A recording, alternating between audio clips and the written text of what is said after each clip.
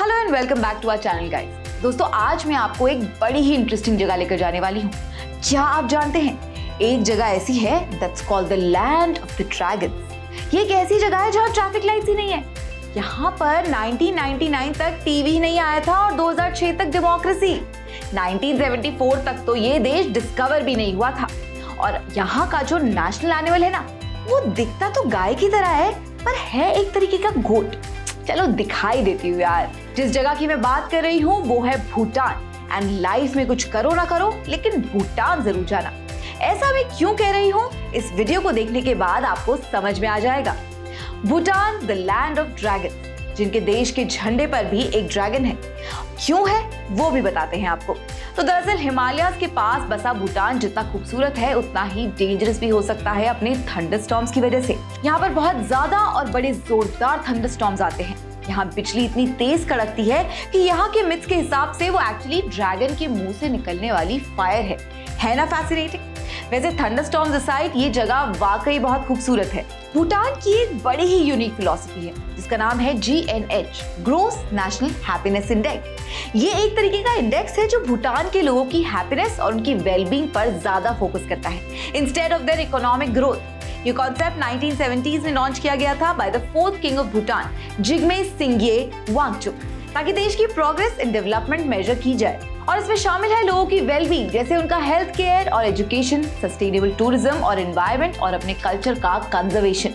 वैसे क्या आप जानते हैं Bhutan is the only country जिसने ऑफिशियली अपने देश में GNH इंप्लीमेंट किया है। अच्छा, खुश रहने के इंडेक्स के साथ साथ भूटान फेमस है अपने मॉन्यूमेंट्स, जोंग्स, टेम्पल्स, अपनी मॉनेस्ट्रीज के लिए, इसके साथ ही अपने बहुत ही खूबसूरत पहाड़ों के लिए, द हिमालय। That's right. और ये सारी यूनिकली ब्यूटीफुल जगहें भूटानीज आर्किटेक्चर और यहाँ की रॉयल कल्चरल हेरिटेज को दर्शाती है।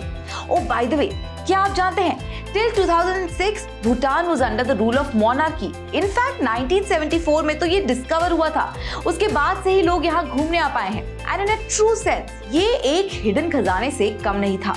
हिमालय की फुटहिल्स पर बसे भूटान में घूमने और देखने के लिए बहुत सारी जगह है। And you shouldn't miss out if you are a nature lover, क्योंकि यहाँ पर 70% लैंड सिर्फ जंगलों से कवर्ड है। और इसी वजह से भूटान उन 3 कंट्रीज में से एक है जो इस समय कार्बन नेगेटिव है। इसका मतलब यहाँ पर जितना कार्बन डाइऑक्साइड प्रोड्यूस करते हैं उससे कई ज्यादा अब्सॉर्ब करते हैं। हाँ, पर यहाँ पर जाना थोड़ा सा पॉकेट पर भारी पड़ सकता है if you not from India, क्योंकि भूटान में भूटानीज गवर्नमेंट ने एक टैक्स इंप्लीमेंट किया है जिसका नाम है सस्टेनेबल डेवलपमेंट फी, जो कि है $100 a night. Pretty expensive right? But अगर आप लंबा रुकने का सोच रहे हैं और अगर आप एक इंडियन टूरिस्ट हैं तो ये फीस सिर्फ ₹1200 पर नाइट है। इतना खर्चा तो आपका वहाँ के स्टे में, वहाँ पर खाने पीने में हो ही जाता है। ज्यादा एक्सपेंसिव नहीं है वैसे, है ना? क्या आप जानते हैं भूटान में एक लॉ है कि कोई भी माउंटेन जो कि 6000 फीट से ज्यादा लंबा है उस पर माउंटेनियर्स को जाना अलाउड नहीं है, क्योंकि उनका मानना है कि उसके ऊपर गॉड्स और स्पिरिट्स के लिए घर है। गैंगखर प्यूंत्सम भी उन्हीं माउंटेन्स में से एक है। ये भूटान और दुनिया का सबसे लंबा अनक्लाइम्ड माउंटेन है जिस पर आज तक कोई नहीं गया है। Sound so mythic and beautiful and pure right? But wait, यही नहीं खत्म होती है भूटान की कहानी। अभी तो बहुत कुछ बताना है। यहाँ का नेशनल स्पोर्ट है आर्चरी और यहाँ का नेशनल एनिमल है जो एक्चुअली जब मैं आपको दिखाऊंगी तो आप भी मेरी तरह थोड़े से कंफ्यूज हो जाओगे। तो ये भाई साहब कहलाते हैं ताकिन। शरीर इनका गाय जैसा पर मुंह गोट जैसा, है ना?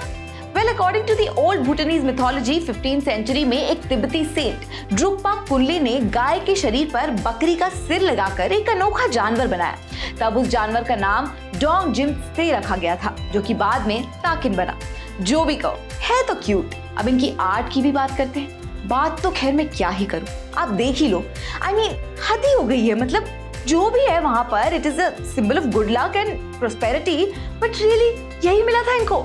देखो देखो यार, आप तो जब आप भूटान जाएंगे ना तो आपको वहां पर अलग अलग आर्ट फॉर्म्स जैसे कि पेंटिंग्स, कार्विंग्स और स्कल्पचर्स दिखेंगे।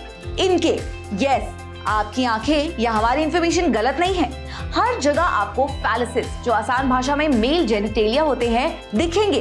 बिकॉज भूटानीज कल्चर के हिसाब से फैलिसिस गुड लक, फर्टिलिटी और गुड फॉर्च्यून का सिंबल है और ये आपको इविल स्पिरिट से भी बचाते हैं। तो जहां भी आप देखेंगे खिड़की पर सजा हुआ, दीवार पर बना हुआ, हर जगह ही।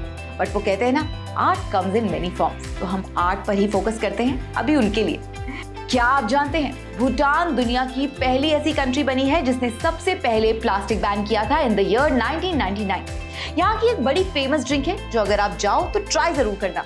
इस ड्रिंक का नाम है सूजा और ये जनरली यहाँ के फेस्टिवल्स या फंक्शंस या गैदरिंग्स में लोग परोसते हैं। अगर आप भी मेरी तरह स्पाइसी फूड लवर हो तो आपको यहाँ का खाना तो बहुत पसंद आने वाला है, क्योंकि इनका cuisine is characterized by the use of red rice, spicy chilies and cheese. Spices being one of the major ingredients. और हाँ, जहाँ पर जब आपको कोई खाना ऑफर करे ना तो रिजेक्ट कर देना, मतलब सेफ्टी पॉइंट ऑफ व्यू से नहीं, बट एक्चुअली इनके यहाँ पर एक कस्टम है ना मजेदार। पहली बार खाना परोसने पर आपको मना करना है। और सबसे बड़ी बात हमारे इंडियन ट्रैवलर्स के लिए, इंडिया से तो भूटान ज्यादा दूर भी नहीं है, तो आपको इतना लंबा प्लान बनाने की जरूरत भी नहीं पड़ेगी। मैं तो कहूंगी जाइए, और दिल्ली नोएडा वाले तो जरूर जाइए, जाकर जरा अनुभव कीजिए एक्चुअल हवा कैसी होती है। चलिए अब मैं चली कहाँ? ऑब्वियसली भूटान। Bye bye. श्रेष्ठ भारत पर खबरों से जुड़े रहने के लिए चैनल को सब्सक्राइब और लाइक करें, बेल आइकन दबाएं और देखते रहें श्रेष्ठ भारत।